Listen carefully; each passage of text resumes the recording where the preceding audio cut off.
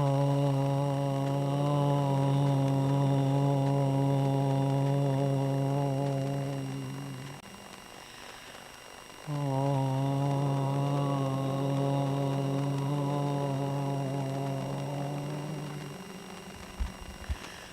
Om, everyone, and Hari Om to everyone who is joining online or will see this online later. Welcome. And tonight I am very, very happy and delighted to introduce to you Dr. Dominique Cassidy. She has been speaking to our retreat many times over the years. When she was in the ashram, she would speak at night satsang, and now online. So actually, she is, for those of you who are watching online, she's being broadcast or streamed from Switzerland. And the reason we are so happy to have Dr. Dominique here is because what she brings, the perspective that she brings for all of us, she has a very in-depth understanding, knowledge of Buddhism, as well as Vedanta. She knows the Bhagavad Gita by heart in Sanskrit and knows the meaning of the Sanskrit. And she's also a psychiatrist. And so her psychiatry will inform her spiritual life, and her spiritual life informs her psychiatric practice as well. So it's a really beautiful combination, and as I say, she brings a very unique perspective to whatever theme we are going to talk about. So welcome, Dominique. It's so wonderful to have you. And we'll hope the powers that be that keep this internet on.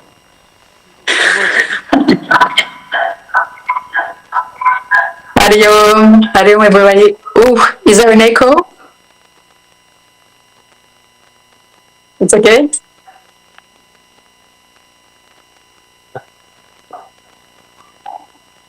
How is it now?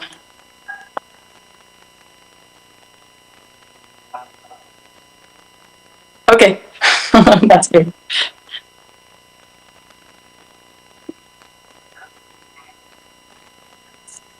All right, okay. Thank you so much, Swamiji, for the beautiful welcoming. Thank you, all of you, for your presence and the energy that I'm receiving. Being in Switzerland, I really miss not being in the ashram. So seeing you all there, it feels like the bhav of Gurudev is filling my whole living space. So thank you all for that. And thank you for all the gurus, teachers, and saints who have shared their wisdom since the beginning of times, and that allow us to meet in satsang, in sharing together. I just needed to slightly come back to what you've said, Swamiji. I don't know the Bhagavad Gita fully by heart. I only know a few verses, only 40 verses. It just makes me sound like a very, very erudite person, and I'm not. So I just wanted to gently contradict you. For those people who actually have learned the whole Bhagavad Gita by heart. But she is indeed my guru and my deepest friend. So for tonight, I've been so inspired listening to all the talks about trust. This is such an amazing topic. And I thought that we could explore together. I've divided my talk into 3 different domains of trust. I like to look at trust the same way that we could look at desire, like in Tripura Rahasya. It is said that there's one movement, one flow of desire that go from the most mundane desire to the most divine desire, and it is all the flow of God's desire. And I like to look at trust in the same way. There's only one flow of trust, taking many shapes. And so I would like to speak about trust at the level of humanity, trust as it manifests through individuality, and then to lead into what we could call spiritual trust. keeping in mind that it's the same flow, it's the same divine flow. And so when we think of trust at the level of humanity, it's actually quite beautiful to understand that it is because humans trust each other that they're able to collaborate. What I'm speaking about is actually coming from a Jewish historian who wrote *Sapiens*. Many of you might have read that book, Yuval Harari Noah. And he's describing that the difference between humans and any other species is that humans are able to collaborate at a very, very big scale. Animals can collaborate together, and a part of ants, humans are the species that are able to collaborate at a very, very big scale. And they're able to do that. We're able to collaborate with people that we've never met, that we don't know. We're able to collaborate together because there's an inherent trust. And that historian is describing that those trust in between humans are created by a story that people believe in. If there's enough people believing in the same story, then it creates a bond, and that bond becomes trust. And I just wanted to share, because it's such a different way to look at it, but do you know what's the most stable story of humanity in which all humans agree and hence derive trust from? Well, it is money. Money is the single story that, since the beginning of its use in humanity, every human believe in that story and trust each other because of that story. If you go to a monkey that has a banana and you give the monkey $100 and you say, I'll give you $100, you give me the banana, the monkey is not going to give you the banana because the monkey doesn't believe in the story of money. And so the monkey won't trust. I just wanted to share that because it is absolutely not spiritual, and simultaneously it is very spiritual to consider that something as money, which of course we all know the terrible impact it also has on us, but that it is a simple place where we actually, without even knowing, we are meeting in trust. There is something else that there is in humanity, that there is an inherent trust in humans. And there's a very interesting, maybe some of you know it, those of you who are interested in economics, which is not my case. That's the only thing I know about economics. But there's a game. It's called the trust game. And it's a game that's being used in economics, where you have one person receives money, and that person can give money or not to another. That person he doesn't know can give money to that person, and that person might give back or not. And if the person gives back, the first person might receive more, but he has to take a risk. And it's called the trust game because humans, without knowing each other, take the chance of trusting each other to make profit. And this is used in economics because it actually contradicts the vision that humans about money don't trust each other. And what's very interesting is that they've done that study over and over and over, and humans trust each other without knowing each other. And what's very interesting is when humans are being stressed, when you do that experiment, bringing some type of stress into individuals, it increases the capacity for trust, which tells a lot about human inner capacity for dealing with difficulties. So when we are stressed, as a species, we tend to trust each other more. Just wanted to share that because I think it's quite beautiful to also see trust as kind of a general flow that is actually forging or creating our type of humanity. That was just a side note, but just out of interest. Now, the domain that I'm most interested in as a psychiatrist is the level of trust as an individual, as a seeming individual, as we know, but at the level of individuality, when we speak of trust, something that we don't necessarily speak about in spiritual circle is that actually to trust is a capacity. We have the ability to trust, or we don't. And we can lose that ability. So let me just tell you a story. That's something that really struck me. It was a few years ago, and I was working with Doctors Without Borders in Lesbos, where migrants are arriving from Turkey. And I was working in the clinic for survivors of torture. So I was meeting many patients there that would come to get treatment and evaluation and safe pathway into Europe because they had been tortured. And I remember there was a Sudanese man, and he had been obviously terribly tortured and was very traumatized. He had been completely becoming mad because of torture, which is what can happen. People lose contact with reality. So he'd been very ill because of torture. And I had seen him many times, but he was seeing a psychologist for longer than me, and she was seeing him really often.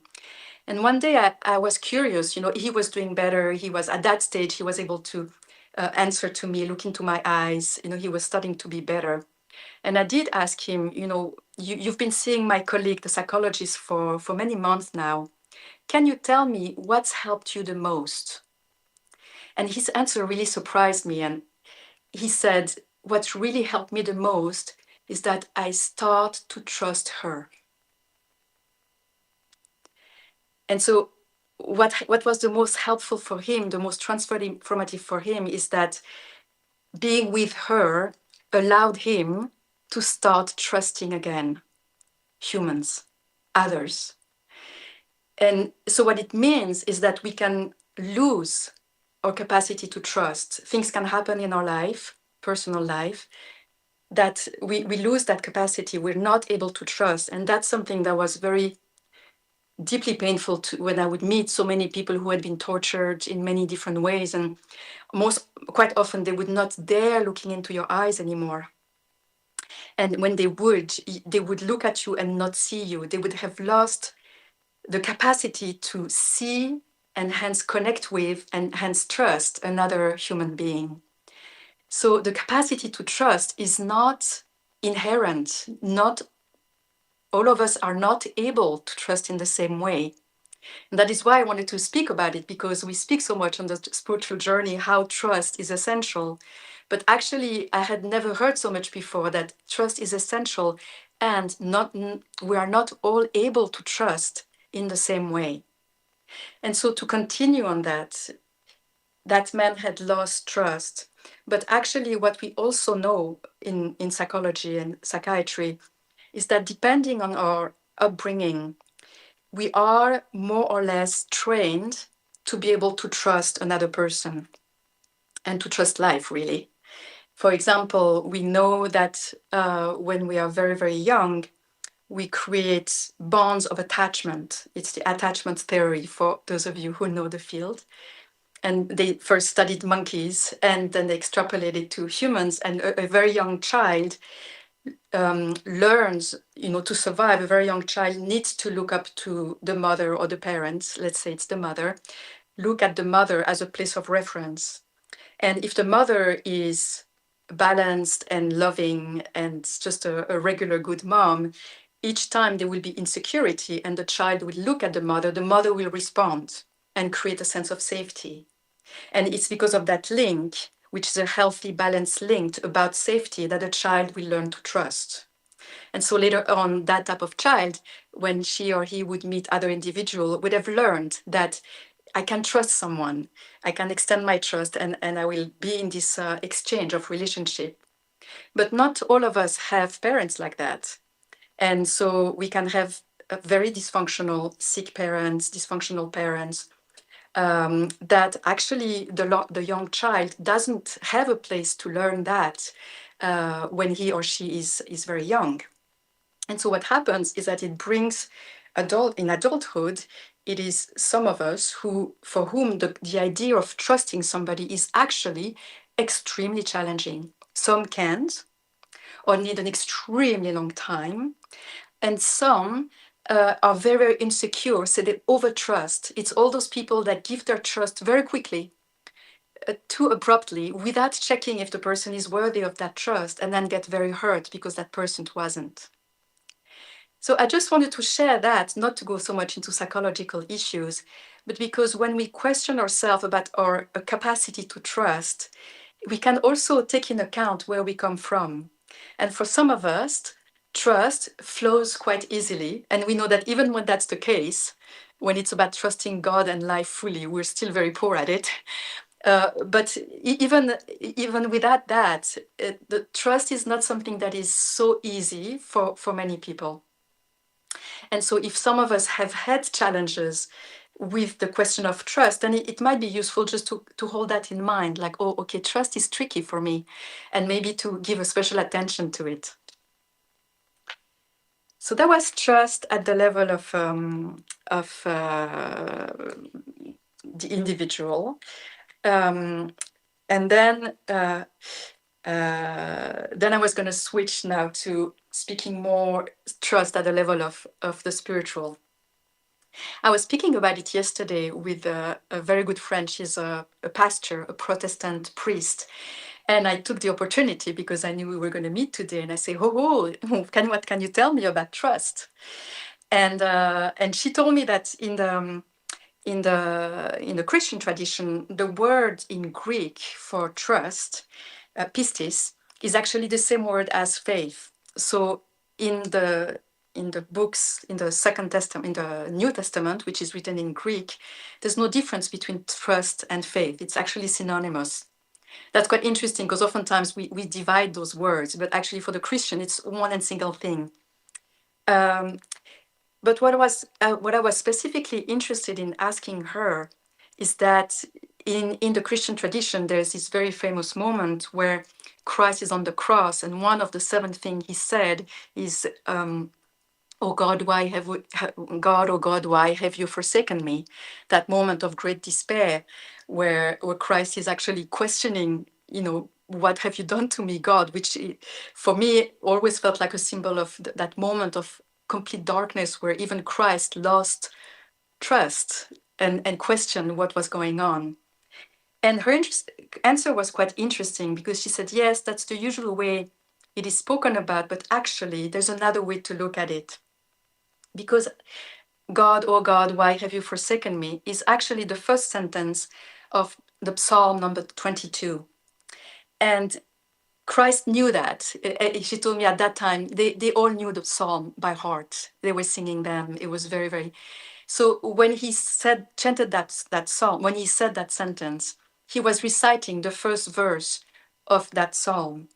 And what's beautiful is that psalm starts like this, with a moment of great despair. But as the psalm goes and until the end, it actually goes into the complete liberation, into full trust and full surrender to God. And so it's quite beautiful to just ponder that on that moment on the cross where Jesus lost trust, he actually was singing a song of trust. That in the midst of his despair, he was reminding maybe himself or people listening to him that at the heart of that loss of trust is the complete surrender and grace of God. Just wanted to share that view from my theologian friend. I would have never be able to come up with that, but I thought it was nice for those of you who have a Christian background. Okay, now for shifting from tradition, in the Bhagavad Gita, I hope that not too many, I've listened to many of the talks and I haven't heard a Swami speak of that, but I might have missed it. But I wanted to share about chapter 17, verse 3.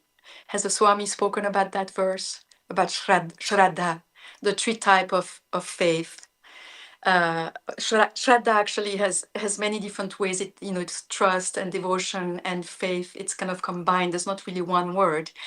But if we take it as trust, if we look at that 3rd verse of the 17th chapter of Bhagavad Gita, one of those I actually don't know by heart, so I'm going to read the translation. It said that, let me just read you the translation of Sri Nocher, because I think he has such a beautiful way to translate. He says, the Shraddha of every man is per his natural disposition. A person is made of his Shraddha, and he is what his Shraddha is. we are what we trust. This is how I would summarize. We are made by what we trust, and we are what we trust. Now, how could we understand that? So, whatever we trust is where we will place our attention. We all have beliefs. We all have beliefs about what's right or wrong, what's good or bad. We all have beliefs about what brings happiness. And based on those beliefs, we are placing our trust. Basically, if we want to know what we trust, one way is to look at how we live our day-to-day life. Because where we put our time is where we believe there is importance because we have trust that it's meaningful. So if you really want, and it's a confronting way to do it, but if you really want to know what we deeply trust, then we need to look at how we spend our times, what we do, where we put our energy, because that is the direct external manifestation of what we deeply trust.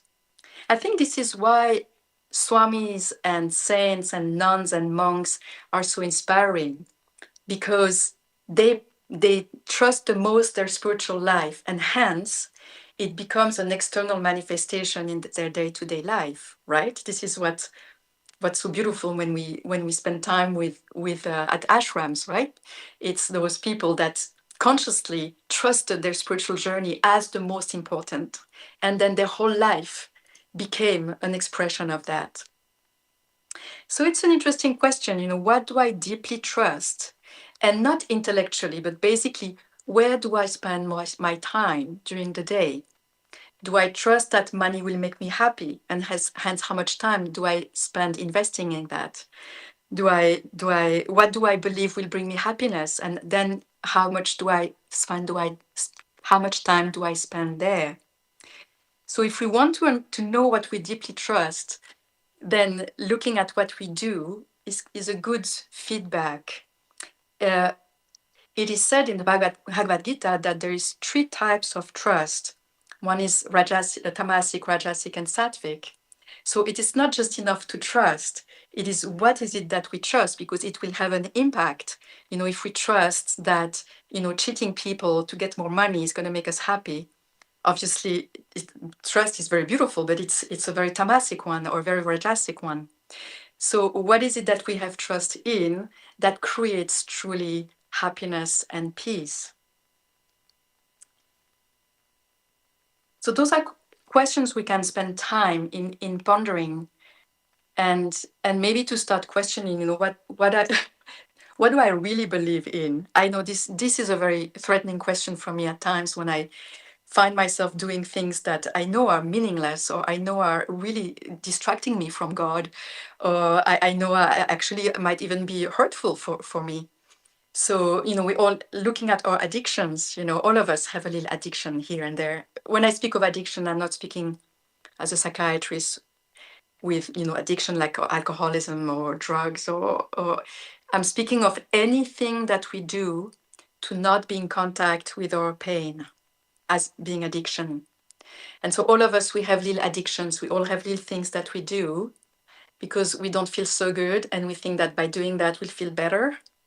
I mean, even meditation can be an addiction when it's like that. If we feel kind of iffy and we put a spiritual video, okay, it's at least a good way to use addiction, but it's still an addiction when we do something out of fear and not out of love. So one last topic, and then I thought we could end with a small meditation. In the Buddhist tradition, they say that there are 4 types of gurus. There is the scriptures. There is the guru as an individual, a man or a woman that can guide us. And then there is life events, that is also a guru. And then there is the inner guru, the divine speaking to itself.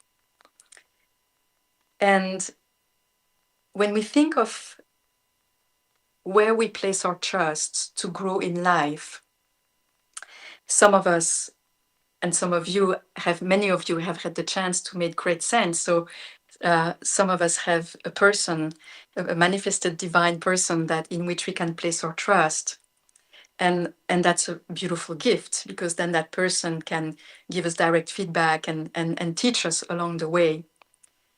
Some of us are touched by the scriptures, and we know when that's the case, we open any page of that scripture and it just gives us the teaching we need at that time exactly. It's always incredible how a spiritual teaching just goes and just gets us exactly where we're ready to meet. But then the two other gurus I wanted to spend a little time on. And the next one is life. How can life be a guru? And how can we trust life to be a guru, just like we would trust a scripture or a teacher? And for that, I wanted to share a story that was given, one example that was given to me by a Carmelite nun. Carmelites are Christian contemplatives that live secluded. And I was asking one of her about how she was evaluating how she was spiritually. And she was telling me that the way she can tell how close she is to God or how much she has forgotten God is when she's being disturbed. And she was explaining that she works in the monastery. One of the things she was doing is she worked as the accountant. And she says that there is some very stressful time as an accountant. You have to make all the money fit at the end of, she was saying there's stressful times. And she was saying that for her, when somebody knocks at her door and another sister comes and asks her something, when she's very busy with doing her taxes, then that's the time she can really see how close she is to God or not. Because what she really wants at that time is, let me alone so I can do my work, right? We all know that. And so when a sister knocks at her door and says, oh, I would need this and that, and can I talk to you? Her first impulse would be like, I'm busy, come back later. But she's not. I mean, she's a nun and she wants to see God and Christ in everyone. So when a sister knocks at her door and she looks at her own reaction, and when her reaction is full yes, regardless of disturbance, regardless of what she wanted, regardless of this is really not a good time, or her impulse is yes, then it's a sign for her that she's aligned and in remembrance of God. And I don't know for you, but I absolutely fail miserably at that. Pretty much every day when I'm very busy doing my work and somebody disturbs me or phone rings and I'm like, no, I was just done and now you're disturbing me. And and that's how life is actually, oh God, they're synonymous, right? I'm using this word, but life, God, divine consciousness. This is how form knocks at the door of its forgotten form to remind it of itself. It's by disturbing us of what we do, coming into a place where our first impulse is to say, oh, no. And then we remember, oh, hold on, that's you, God. Sorry, I've forgotten. I just thought it was about me doing my work. And here you are disturbing me. I'm sorry. So that's a way that life can be teaching us. Swamiji, you had spoken a lot about, great torment and pain and all of that. So I'm taking the lighter road of just annoyance, this slight disturbance, things that just really kind of grr us. Because I think it's an easy way, maybe easier way to test ourselves. And maybe to write on the board, every day, how many times have you been annoyed? And when you see that it's becoming less and less, then you're like, okay, my meditation is working. If it comes more and more, we all know what we need to do. We need to take an airplane and go spend some time at Shivananda Ashram. So that's for the example about life. And, Swamiji, I'm not sure. Do I have 45 minutes? I'm not, yeah? I have another 15 minutes?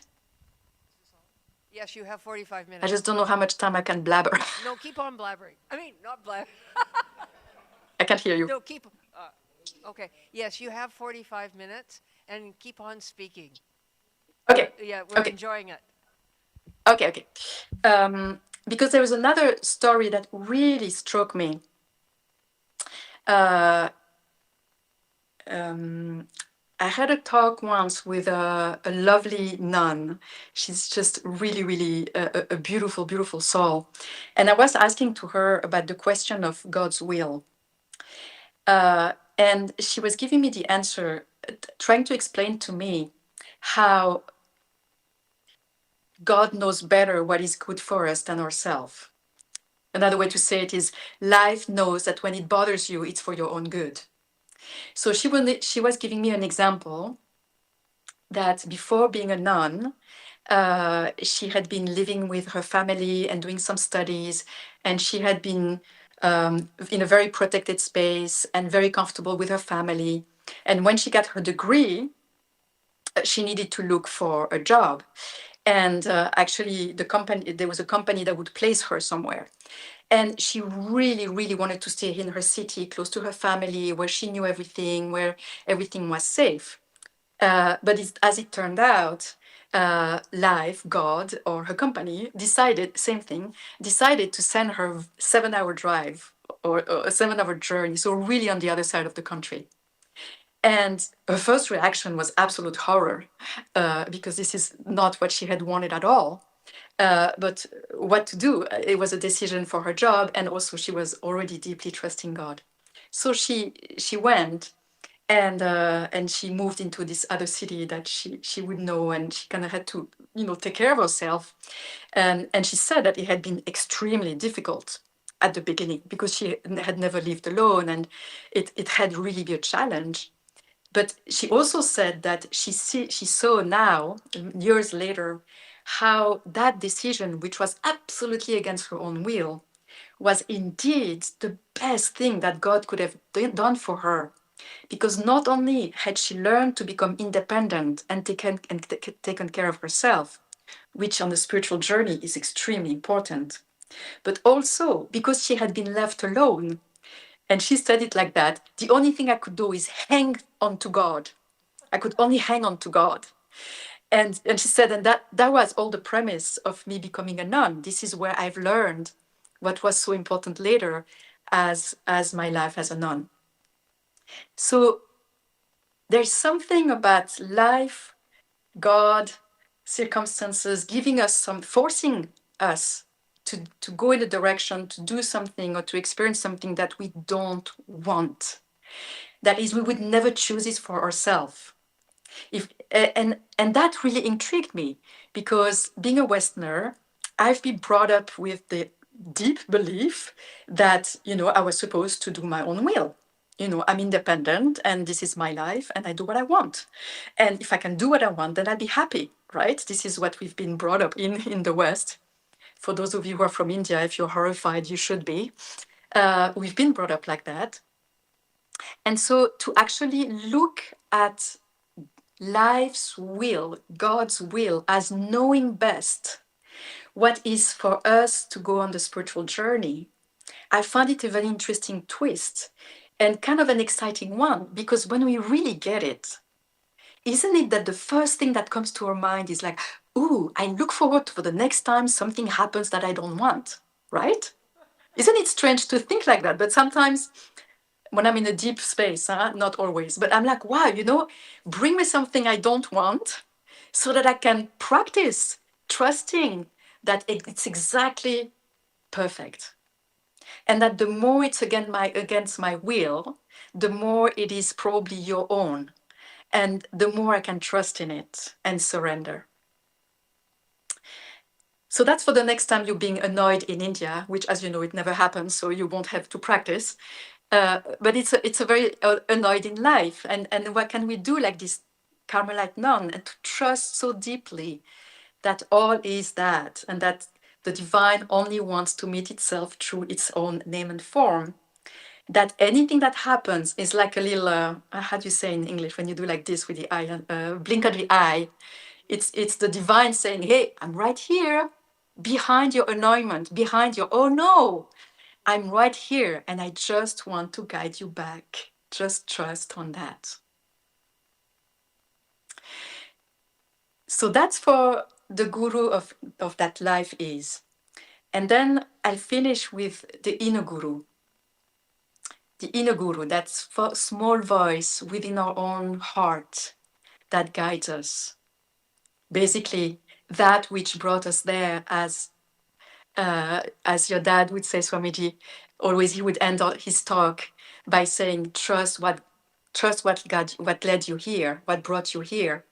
So basically, what brought us here is that tiny inner guru at the heart of ourselves that keeps guiding us, wanting to pull us. We are feeling it being like sometimes like this, right? Sometimes we're being pulled forwards in a direction of truth. And can we start to listen also to that guru, to that inner guru, which actually there's only one guru, right? Everything is the silent voice of the divine, whether it manifests through a voice, through a book, through a car crash, or through a small voice that tells us to take an airplane. Whatever the shape, it is still that silence that knows itself as the whole and keeps wanting to get back to itself. So we all have this inner voice. In Hebrew they call it called Mama Daka. I really love that. It's the small silent voice that the prophet Elijah heard.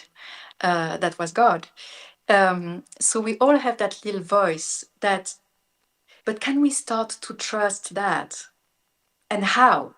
How can we start trusting that little voice? Because actually we have many voices, right? We also have the gigantic big voice of the ego, and sometimes it is very gross, but the ego can become very subtle, and the ego can become very spiritual, and the ego can even guide us and make itself sound like it is the voice of the divine.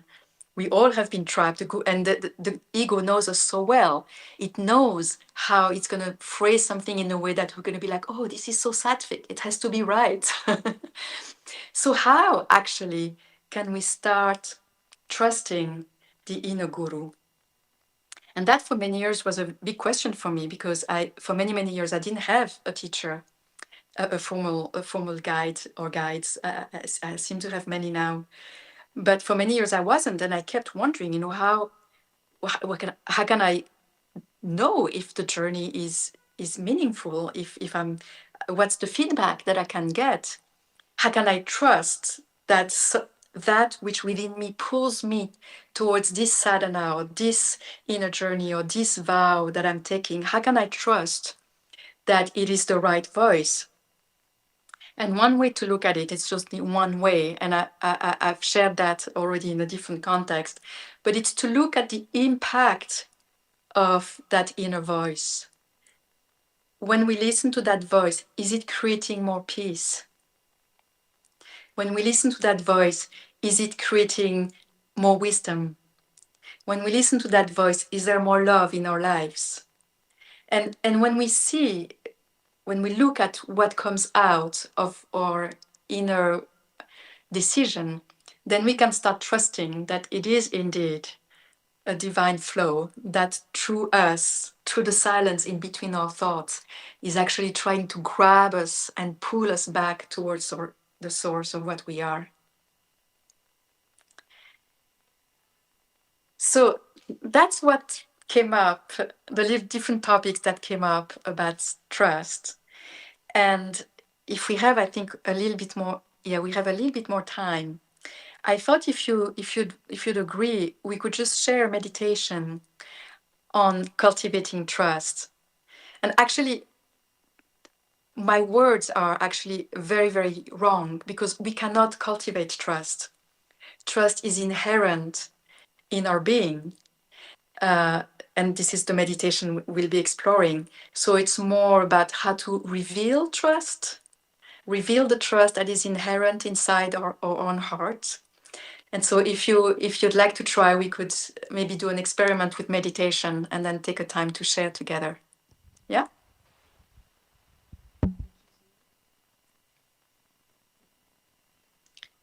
So sitting down comfortably,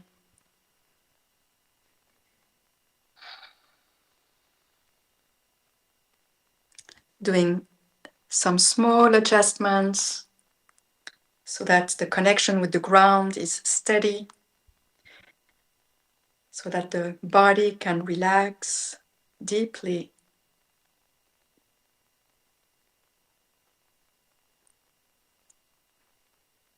And so that also through the posture, we can feel an uprising sense of dignity, stability, and wakefulness.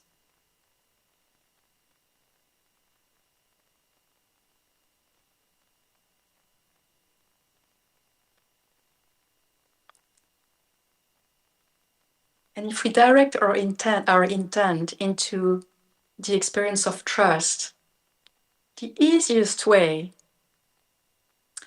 and it's been beautifully spoken by Swami Muktananda on the first day, I think, of the retreat, it is the trust that is inherent, the trust that we inherently have with our body.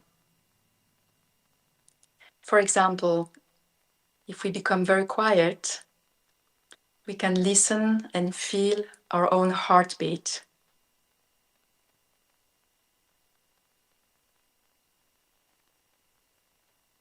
We can notice that there's a one beat and another and another and another. And we have never ever done anything for that. We have never even thought of it. There is this deep trust that a next beat will come after this one and this one.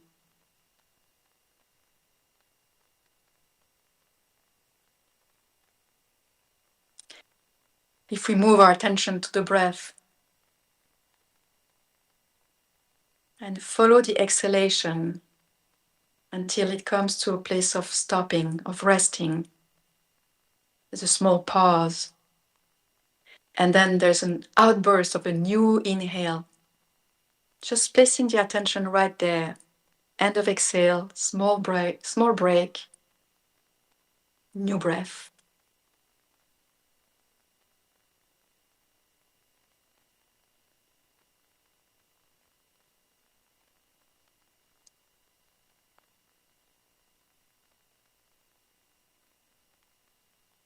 Isn't it mysterious and wonderful? So much perfection. And it happened at our first breath, and it will never stop until the last. And we completely bypass it. It's so obvious, so simple, that most of the time we don't even pause and look at that.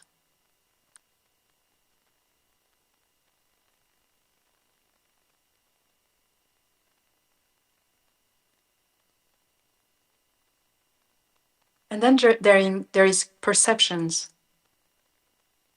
Right now, there are sounds around. Sounds very close, but also sounds outside.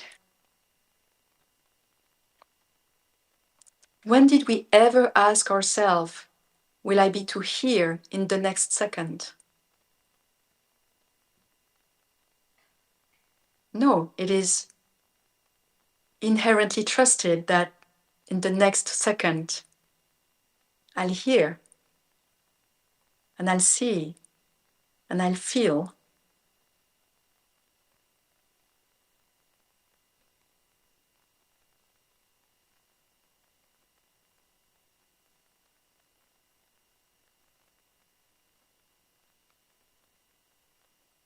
What about when we rest in consciousness itself? When we withdraw our attention from all the sense perceptions and we settle our attention in consciousness itself, that which perceives.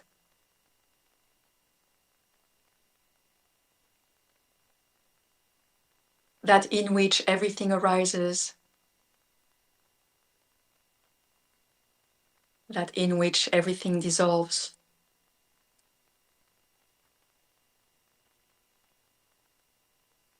And we have never done it no effort required, no intent even. It has happened always, a continuous flow of consciousness.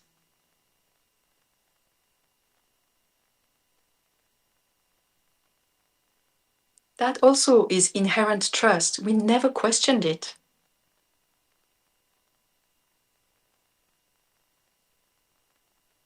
It is an absolute given.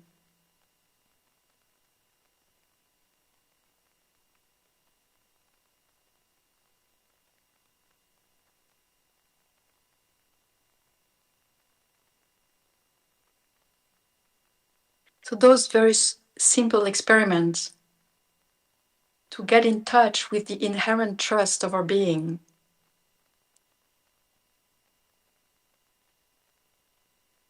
a place we can rest,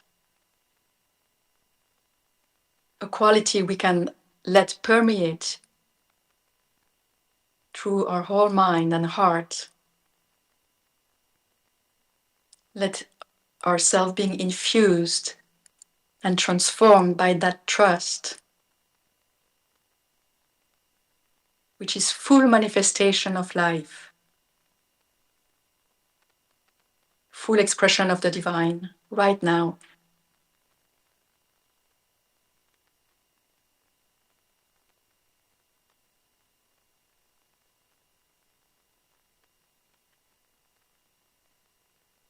And to notice how when we dive there, the word trust starts to blur and become deeply synonymous with peace, with unconditional love.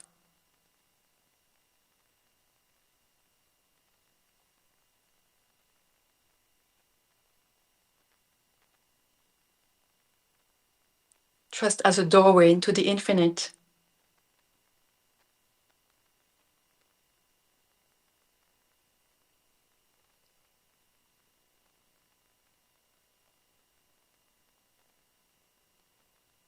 Trust as one of the many ways that the divine has held us and is gently, gently pulling us back to itself.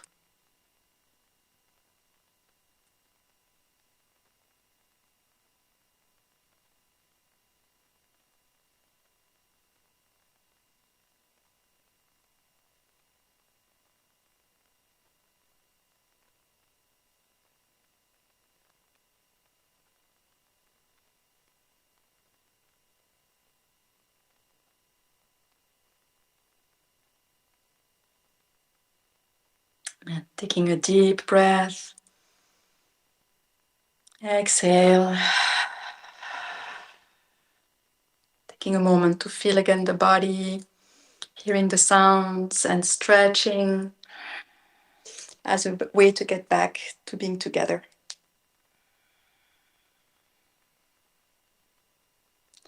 Hari Om Tat Sat.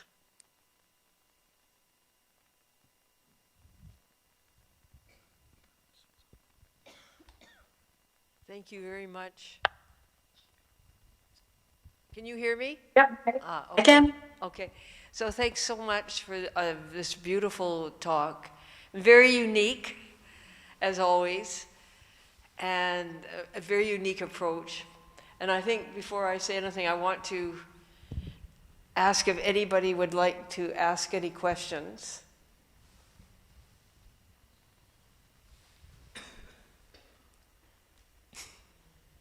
Sasha? I have one brewing. It's not fully laid out. I'd like to try. Why don't you come and try? You can take it from me. Sure. Go to the front. Okay, yes.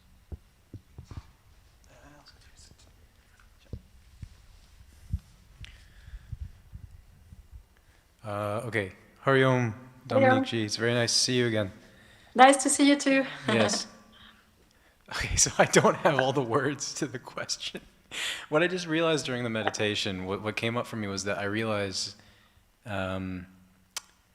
it's one thing to feel trust as you said, to kind of reveal it maybe in a meditative state or after a retreat. But there is this reemergence of, I guess, the ego, the one who takes over, especially in like a social environment, when there's a sense that like the social environment demands a certain way of being and doing and responding to others. So I think it's probably just, it always goes back to trust, I imagine, but I was wondering if you could just speak to that, because I noticed that pattern for me consistently. I'll go to a retreat, I'll do something meditative, and then as soon as I'm in a social environment, that thing comes back online, and I have to take control because something is fundamentally not safe, perhaps?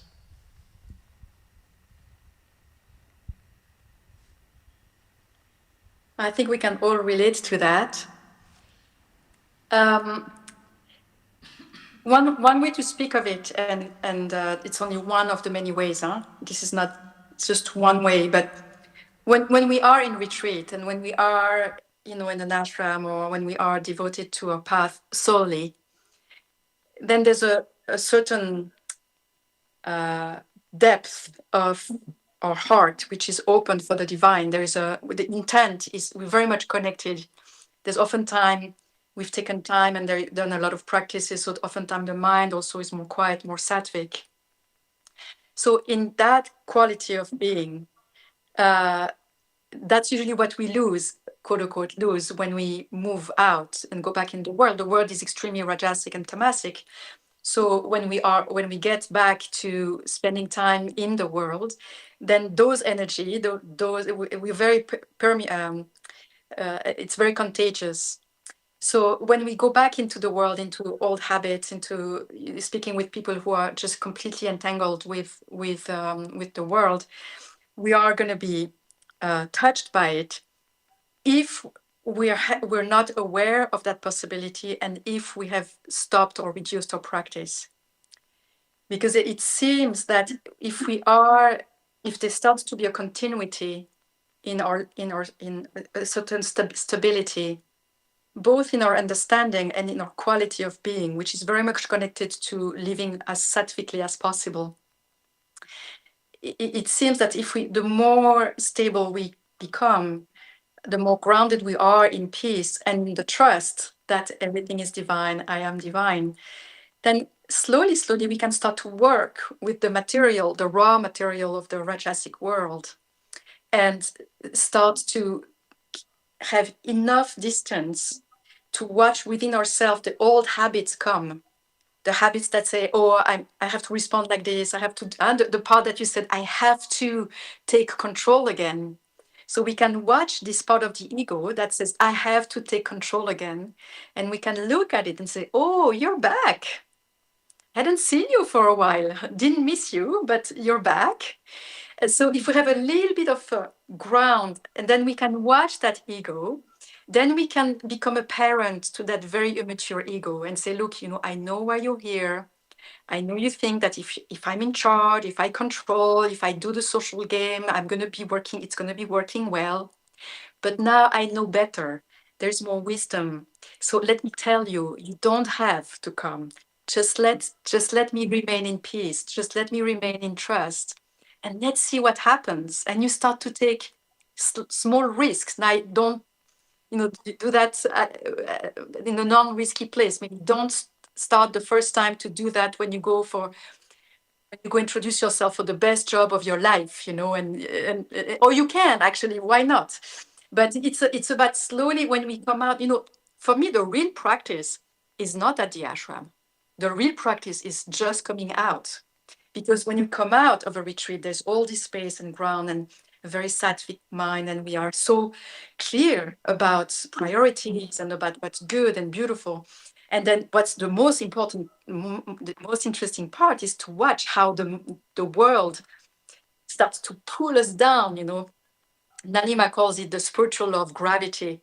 And she's saying, the world just pulls you down from infinite consciousness. It pulls you down into matter, into name and form, into identity, into I want, I need, I will.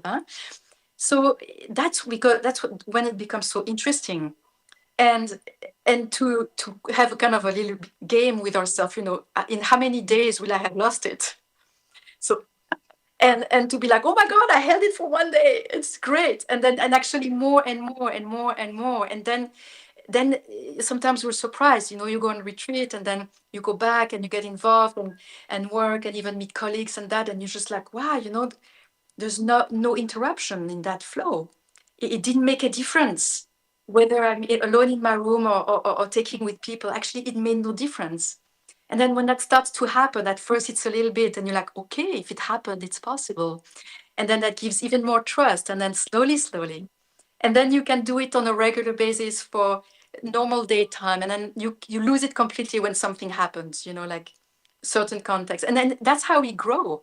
And I think it goes forever on the journey where we keep growing and growing and growing. So I would say next time you find yourself being contracted back into, I want to control, have a big smile and say, oh, you're back. Okay, good. We need to work. But to be very gentle, very, very gentle. The ego just does its job. The ego just wants to survive, to be defined, to make sure it's okay. So when it comes, you're just like, okay, you're back. I see, I notice. And it's not a bad thing. It's just part of the growing. I don't know if that's any relevant answer. Yes, is super helpful, especially the last point about being gentle with the ego, because I'm probably due to the ego itself. I have a hard time with that. But I think what comes up, just as you're talking about that, like, I guess the corollary of trust is sort of letting go, because a lot of that social pressure I feel is that there is a way I'm supposed to be in order to fulfill a role, or there's something I want. And so the counterpart to that trust is letting go of that thing that maybe the ego wants, the structure that it wants out of the social, setting or something like that. That's just what comes I think up. we all experience that, that we all come from a culture that has very strong beliefs on how to live a good life. All of us. That's transcultural. And when we, most of the time we don't question it. We just assume that that's the way it's done. And I think the first part is to really look at our culture, our conditioning, and what are the truths that are considered by the culture, and to deeply question them so we can make an informed decision. I come from a country in Switzerland where it's all about security. We have gazillions in insurances for everything. And a deep belief that you need to spend most of your time worrying about your social security for when you're elder. Right. Maybe it's the same in other culture. And that it's a big preoccupation for people generally. And it's good to ask the question, what's the validity in that conditioning? And then what is the part that I won't take? And we can start very slowly. It's a maturing process, I think. I think also an impact of a spiritual journey is to start deeply and lovingly question the dictate of our culture so that we can make an informed decision on the ones that we think are beneficial and the one that we don't believe are beneficial. And when we become grounded in that, it becomes very easy to stay grounded when people start pressuring.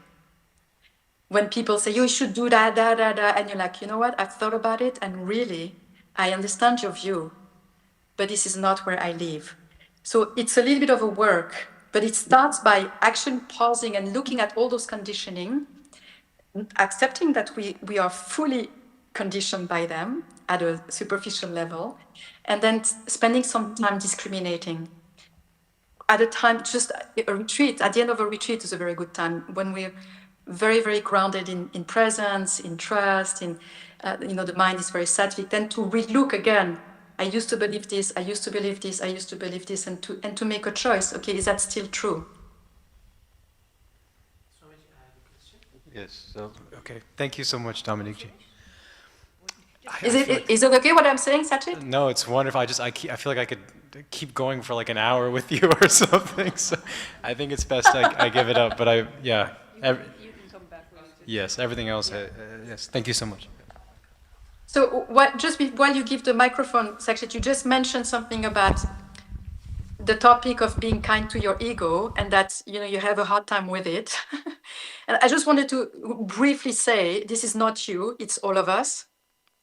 All of us, we have one of our egos part is that part that hates the ego, right? So we have a very tiny, really nasty little ego that is very judgmental and very aggressive towards ourselves. And to be kind with that part, which is universal, it's completely impersonal. We all have it. We all have a nasty little ego that complains about the rest of the ego. And it's a beautiful freedom when we start to be very gentle with that part. Like, oh, you're still here. Nice to see you.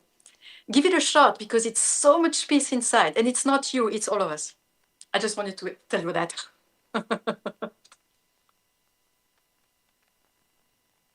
Is this on? Yeah. You read my mind. Yeah. That was the next thing I was going to ask you, actually. So thank you for that. Yes. Hariom, Dominic. Hariom. I'm glad to see you again. Once, Dalai Lama has said, when you trust people, they will trust you back, as you've started in your talks. And Gurudev himself has said, faith manifests itself. It means trust gains trust. So, in lively world, in a financial world, or day-to-day practice in the life, when you trust people, and in somehow, in any of the circumstances, someone breaks that trust, and you get shocked, or you get traumatized, or something, unnatural happen to you. So how to control it? Yes, this is such a good question. Because yes, you're right. If I've understood correctly, you're asking the question, how to regain trust when something happened in our life that we lost trust. Yes. This is such an important topic, and that's something I speak a lot with my patients. I have a lot of patients who have been multiply traumatized by their parents, by their spouse, by their best friend, by unknown people. And oftentimes we lead to there, and they tell me, how could I ever trust again because trust is so fragile. And especially in couples, I meet couples and they've been together for 10 or 15 years, and then one of them betrays the trust of the other. And the other says, how could I ever trust again? It's broken. And yes, it can break and it can be rebuilt. But what where I think is a deeper, more spiritual and actually healthier way is to realize that there is relative and absolute trust. Relative trust is that we trust enough, but we know it's not absolute. Humans are by definition unstable. Humans are in the relative world. We cannot and could not give our full trust to another human being unless they're a saint and realize they're not a regular humans anymore. This is God manifest. I'm speaking of non-realized person. As long as we're not fully enlightened, by definition, we're not fully trustworthy. We're trustworthy enough. And this is what relationship between humans can be built, that there's enough trust, not absolute trust. So then the question is, can there be absolute trust? And yes, there can be, but not in other humans. The only absolute trust can be given to that which is absolute, to God itself, life itself, to a guru that when we know that guru is completely realized. And so I think we should shift when trust at a relative level has been destroyed. I think it's an opportunity spiritually to realize that it was never absolute anyway, but that there is actually a deeper trust, an absolute trust, and it's the only true trust, and it's the trust in God, life, love, being, the inner guru. So that's what I try to share to my patients. Most of them are not spiritual, so it's a bit more difficult. But for us spiritually, we can see how we have oftentimes invested other people with a great, and we all experience one day or another some type of betrayal. Sometimes it's mild, sometimes it's really destructive. And nonetheless, that's also God's gift, because then we can stop placing our attention in relative trust and start trust unconditionally to God. And from there, we can see that all humans, including ourselves, we all are trustworthy to a certain level. We never know. You know, even if we believe that we're a very trustworthy person, we never know in what could happen in our life that suddenly we are not able to be trustworthy. So also to be quite humble with that, oftentimes, and I've very much suffered by that, when life has not given us that challenge, you know, we feel like, oh, you know, I've always been trustworthy for others. People sometimes are not trustworthy, but I've been very trustworthy. You know, I'm always here and da da da da da. So maybe that's the case, but we never know what can happen in our life that suddenly tremendous fear, tremendous anger, tremendous confusion happens, and that we're not able to be trustworthy.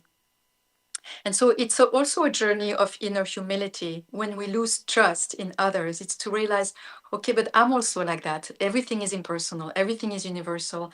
I am also very much capable of being untrustworthy. And when we can meet that part in us and forgive that part within us that is not trustworthy, then we can also forgive the others because they're just like us. At moments, they really fall down. Uh, is that helpful? I hope it's helpful. But forgive others. I think that is Huh? helpful. Yeah, that was the perfect answer. Perfect answer. The last one, when you say forgive others, if you forgive yourself, so it will work, I believe. Yes, it's always yeah. When we can do that, we're healed. And forgiveness is a movement of grace. So when it happens, we just know God has spoken. Yeah, absolutely right. It, even somehow that could be superficial, but even how to sustain it. So let it go, and forgive others. Like it will work. I really find that the easiest way is to keep reminding ourselves of how fragile we are.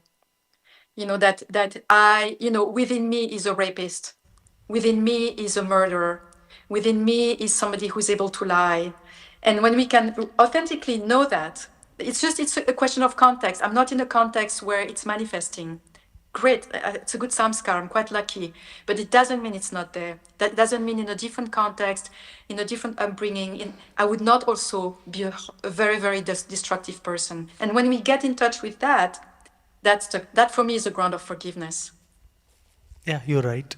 The human can make mistakes, as Gurudeva has said. If you take the situation as it is, it will help. I believe. Thank you. That also, thank you so much for your question.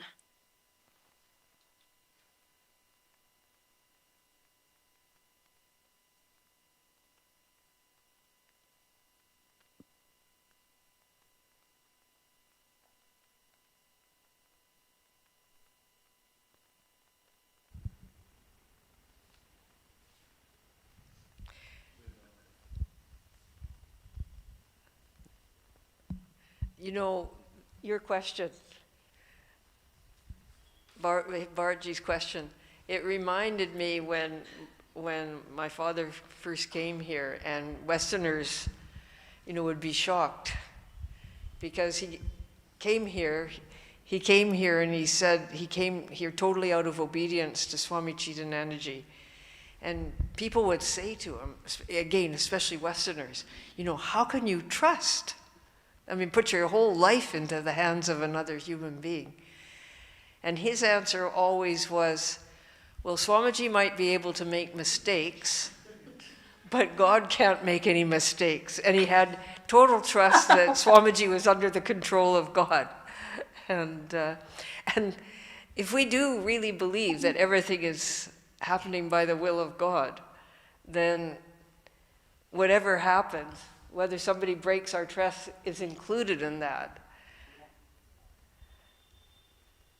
And I just thought share as well, I mean, many people have heard me say this, but I've quoted Swami Brahmanandaji so many times, where he says, God manifests as Sattva, Rajas, and Tamas. Become reconciled to this and be at peace. So if God is manifesting in somebody tamasic who ends up being untrustworthy, it's God taking that, and somehow it brings peace. It's where they are in their evolution. They can, just like, you know, Dominique says, it's possible in all of us because Sattva, Rajas, and Tamas is changing in us all the time as well. So I just thought to add that as well. But are you sure there's no more questions? Oh, yeah, I think maybe that it's not necessary. Anybody else have any questions? TK.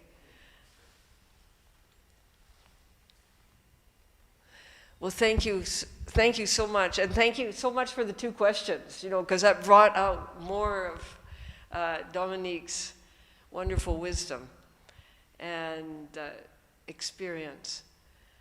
So I think we can end it. Thank you so much again, Dominique, and Thank you, everyone. yeah, we Thank you, look Swamiji. forward to seeing you soon. Enjoy the rest of the retreat. Yes, thank you. Thank you again so much. Hariom, Hariom, have a good night. Omo. Om.